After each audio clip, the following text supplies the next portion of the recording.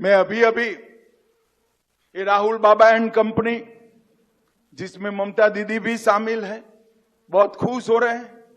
इनको मैं बताना चाहता हूं कि आप स्वप्न देख रहे थे मध्य प्रदेश में, राजस्थान में, छत्तीसगढ़ में भारतीय जनता पार्टी स्वीप कर गई। आप स्वप्न देख रहे थे ओडिशा में भारतीय जनता पार्टी स्वीप कर गई। आप अभी अभी स्वप्न देख रहे थे हरियाणा में भारतीय जनता पार्टी ने लगातार तीसरी बार सरकार बनाने का काम हरियाणा में करा है।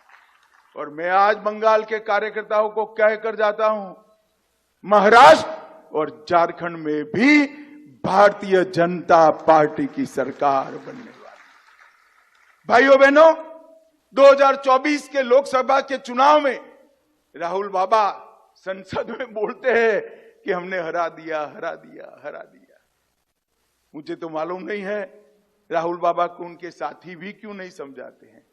राहुल बाबा जो हारता है वो विपक्ष में बैठता है और वो जो जीतता है वो प्रधानमंत्री की शपथ लेता है। इतनी सामान्य बात भी आपको मालूम है। मैं आपको बताने आया हूं इंडिया अलायंस वाले सारे नेताओं को, इस देश में 60 साल के बाद, इस देश में 60 साल के बाद कोई एक नेता के नेतृत्व में कोई भी पार्टी तीसरी बार लगातार सरकार बनाई है तो नरेंद्र मोदी जी के नेतृत्व में भारतीय जनता पार्टी। हम 240 आए हैं, मखौल उड़ाते हो, अहंकार में आ गए हो। राहुल बाबा 14, 19 और 24 तीनों चुनाव का आपका टोटल भी 240 नहीं होता है, आपका टोटल भी 240।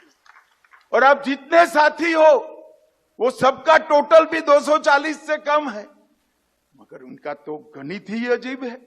वो कहते हैं कि हम चुनाव जीते हैं, हम चुनाव जीत गए, हम चुनाव जीत गए। अब उनको अपने स्वर्ग में रहने दीजिए।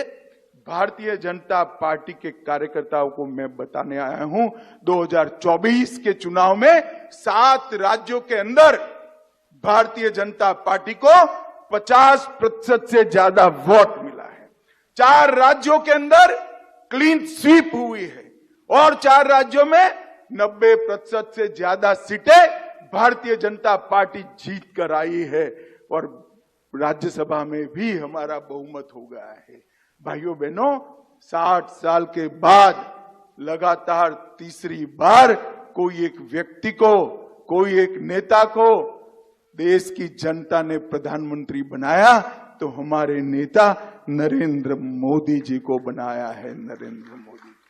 और मैं आज यहां बंगाल भारतीय जनता पार्टी के कार्यकर्ताओं को कहने आया हूं कि भारतीय जनता पार्टी का अगला सबसे बड़ा अगर कोई लक्ष्य है तो 2026 में बंगाल में भारतीय जनता पार्टी की सरकार।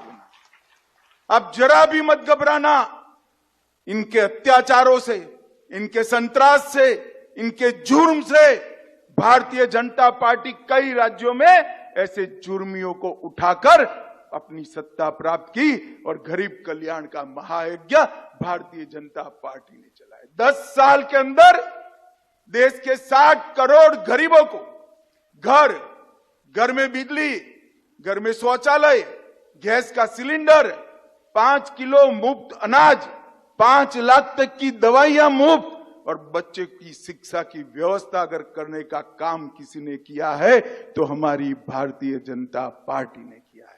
आज